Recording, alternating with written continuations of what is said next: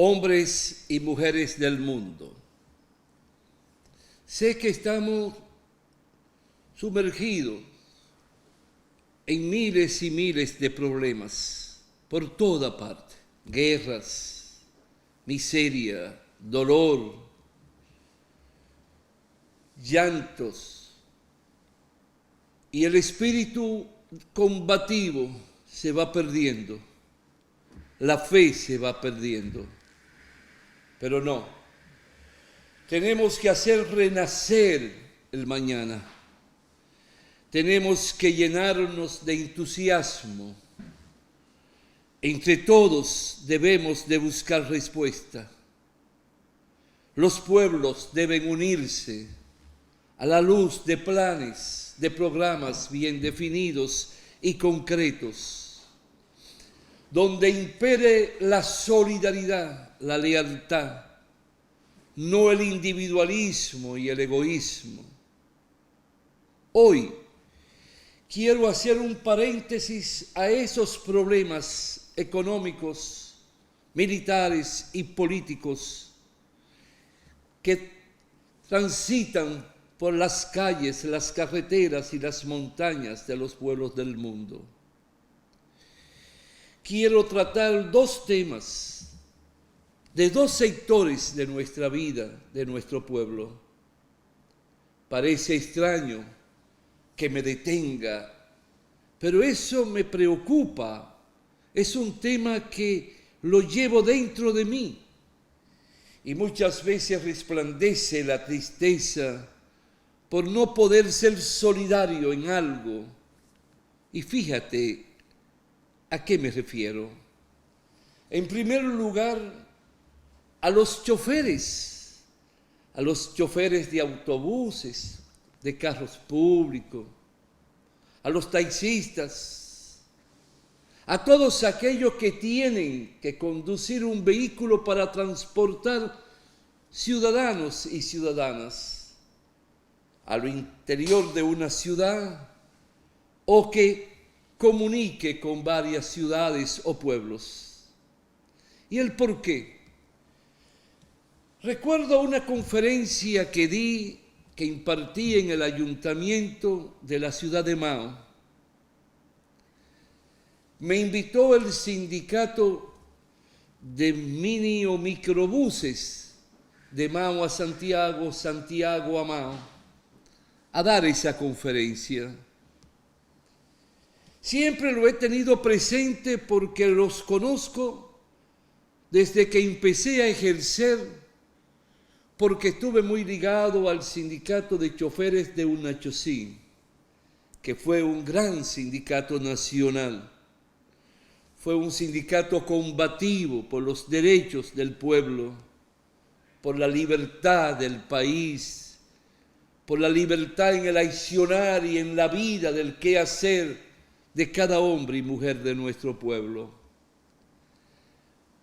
Conozco muy bien porque estuve ligado a varios sindicatos del ayer, sindicatos que recogían el sentimiento y el accionar de los hombres y mujeres del volante. Pero he llegado a algunas conclusiones recordando esa conferencia que te mencioné. ¿Quién educa? ¿Quién le habla a nuestros choferes?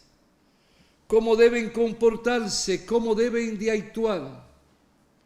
¿Cómo deben establecer su vida económica? ¿Cómo es su mundo? Hombres y mujeres que trabajan 12, 13 y 14 horas ahí con un volante, pasando cambios, poniendo el movimiento de los pies en el acelerador y también en los frenos.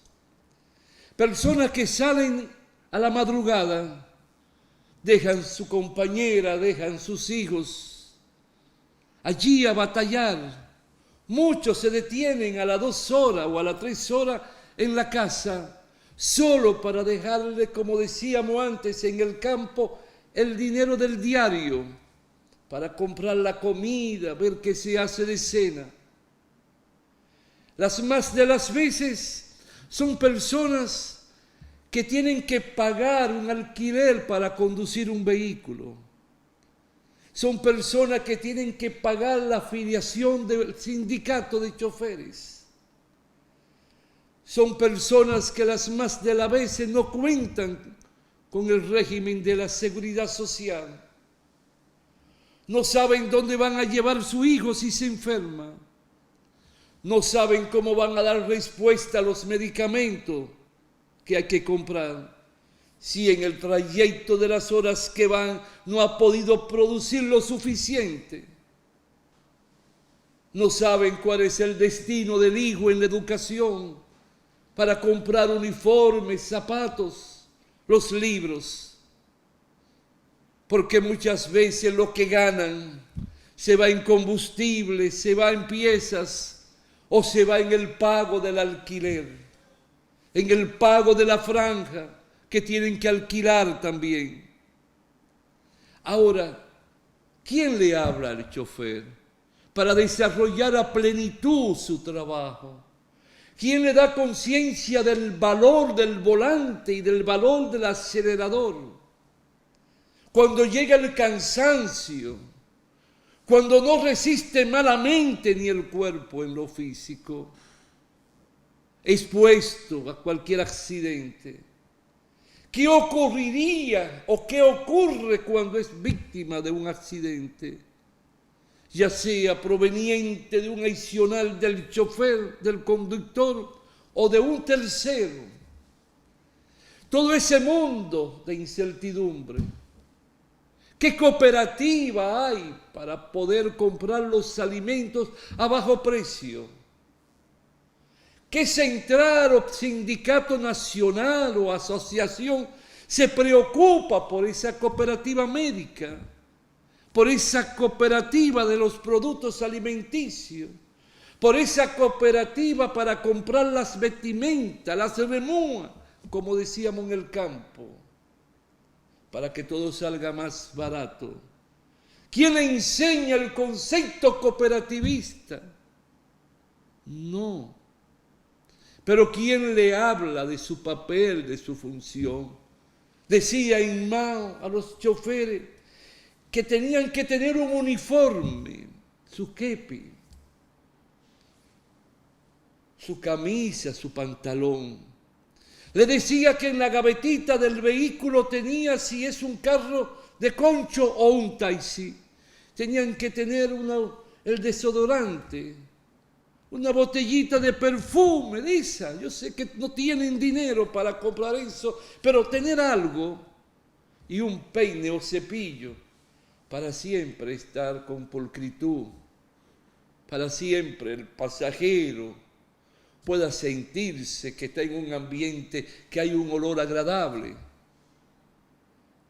Y vean que quien va conduciendo es una persona que no obstante el sacrificio tiene su vanidad, tiene su orgullo personal. Y eso inspira también respeto al pasajero. Eso le inspira autoridad. Pero ¿quién te dice a ti en el sindicato que debe de conocer la historia, por ejemplo, y todo el contexto geográfico de Santiago? Para que tú puedas aprender a conocer por dónde te mueve, por dónde transita y le puedas hablar a los pasajeros. Aquí está el parquecito Inver en esta altura. Eso significa este hecho histórico de nuestra historia. ¿Quién te ha dicho que tiene que conocer o te ha dado palabras de aliento conociendo qué es la fortaleza San Luis? ¿Qué simboliza eso? ¿Qué pasó ahí en la restauración de la República? Que tú puedas compartirlo con aquellos que usan tus servicios. Pero si tú también eres un chofer de taxis y que tiene turistas que transportar, ¿de qué le habla? ¿Cómo le habla? ¿Cómo inspira que se enamoren de ti y inspire un respeto que se pueda traducir a través de una buena propina por parte del turista? ¿Te hablan de eso en tu sindicato? te orientan, te buscan quienes te den conferencia, quienes te eduquen, te enseñan algunas palabras en inglés, decir gracias en inglés, decir buenos días, darle una despedida al turista que habla inglés. No. Déjame hacerte una referencia. Cuando la dictadura Duvalier en Haití, cuando llegué al aeropuerto de Puerto Príncipe, tomo un taxi para ir a la ciudad desde el aeropuerto. Y aquel chofer empezó a describirme en toda la ruta lo que significaba, la importancia que había ahí, qué simboliza. Me hablaba de la historia de Haití, me preguntó si quería ir donde un vudú, donde una bruja, que ellos creen mucho en eso, le dan una explotación turística. Leen las cartas, leen la vela, leen la taza. También te adivinan supuestamente lo que te pasó, lo que puede ocurrir. Y te llevan y te explican. Te dicen cuál es el hotel, qué hay en ese hotel, cuál es el mejor, dónde hay más seguridad. Todo eso lo recuerdo hace años. ¿Nos preparamos nosotros? Buscamos quien nos oriente. Le decimos a nuestros hijos que nos busquen en el internet, en YouTube, Santiago, Moca, la ciudad capital, y que nos hable de su historia, conocer los sitios más relevante que pueda tener y que uno puede explicar y darle a conocer al otro. No solo es trabajar, solo es dar vueltas, solo es cansarse, solo es tener la inseguridad, la incertidumbre si podré dejarle mañana el dinero para desayunar, comer y cenar a mis hijos y a mi mujer. Solo estar bajo el manto de que tengo que cogerle al prestamista del barrio que me presta altos intereses para yo tener que pagar todo lo que guarda relación con un carro que no es mío, con una autorización del ayuntamiento que no es mía. ¿Es ese vivir? ¿Es eso sentir paz y amor para vivir? ¿Es eso significar que puedo ir guardando para coger vacaciones y compartir con mis hijos y con mi mujer amada, mis compañeras, irme a la montaña, irme a un resort, irme a la playa? No tengo que seguir moviendo el carro porque si no muevo las ruedas no hay con qué comer, porque no puedo ahorrar. Eso eres tú, chofer, que me está oyendo. Eso no es vivir. Eso no es tener una razón de ser y un concepto claro. Llegaste a la casa cansado. ¿Cómo hablas con tus hijos? ¿Cómo hablas con tu mujer? Solo te pido que refresque cada instante si vale la pena, si tú crees que tiene importancia. Si estoy equivocado, no pienses jamás en eso. Pero si crees que debe de detenerte, hazlo. El segundo tema es un trabajo muy duro, muy pesado. Me duele cada vez que los veo que llegan a la oficina. Y resulta que la mayoría tienen más de 60 años de edad. ¿Sabes a quiénes me refiero? A los guardianes que trabajan en las compañías de seguridad.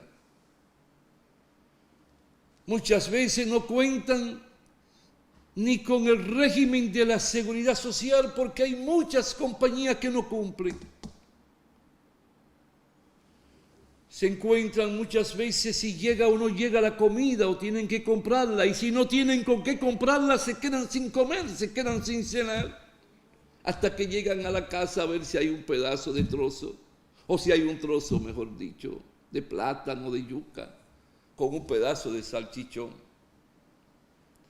Pero me encuentro que a ellos se lo ponen a trabajar